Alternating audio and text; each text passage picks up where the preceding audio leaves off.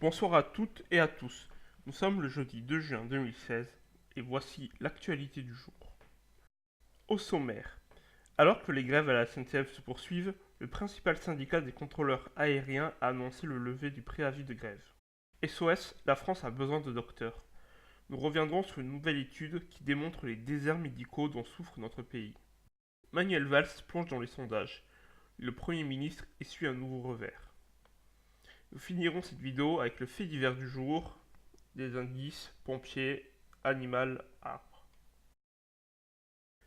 Alors que la CGT et Sudrail continuent les blocages des gares, avec en moyenne 50% des trains annulés, l'USAC CGT, qui rassemble les contrôleurs aériens, a décidé, elle, de lever son préavis de grève qui était prévu du vendredi à dimanche. Norbert Boly, secrétaire général de l'USAC CGT, a annoncé au Figaro lors d'une interview qu'ils ont eu la confirmation écrite que les effectifs ne diminueront pas entre 2017 et 2019.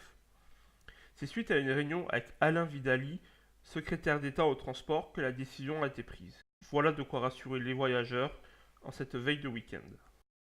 La France va perdre un médecin sur 4 d'ici 20 ans. Voici le constat d'une étude qu'a lancée le Conseil national de l'ordre des médecins. Le souci ne vient pas du nombre de personnes souhaitant être médecin, mais du nombre de ces personnes qui ne choisissent plus la carrière de généraliste. En effet, on truste d'autres filières et depuis 2007, on constate une baisse de 8% dans le choix de devenir médecin généraliste. Conséquence, les déserts médicaux continuent de s'accentuer. C'est Paris, les départements alentours, mais aussi plus légèrement dans le sud-ouest qui en font les frais. En cause, le prix de la vie, des logements, qui ne favorisent pas l'installation de nouveaux docteurs.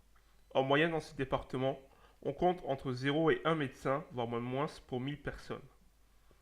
Marisol Touraine, ministre de la Santé, a annoncé 2 plans d'urgence pour contrer ce phénomène.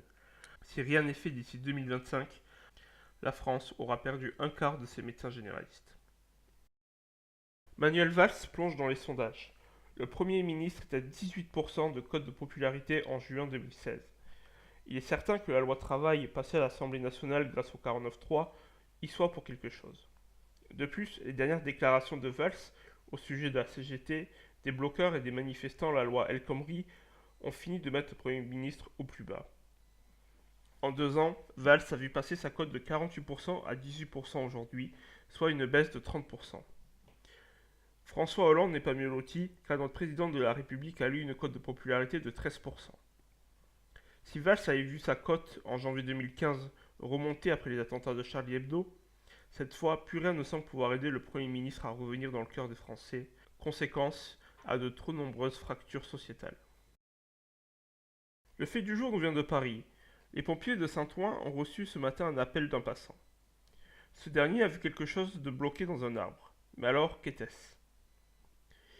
Eh bien, sur place, les pompiers ont pu constater que c'était un serpent long de 2 mètres qui était coincé dans l'arbre. Le reptile est d'une espèce exotique, mais ils n'ont toujours pas pu identifier le propriétaire de l'animal. Voilà une belle histoire qu'ils ont pu raconter à leur famille en rentrant du travail. Merci d'avoir suivi cette vidéo et l'actualité de ce jour. Je vous dis à demain pour un nouveau numéro de l'actualité en 5 minutes.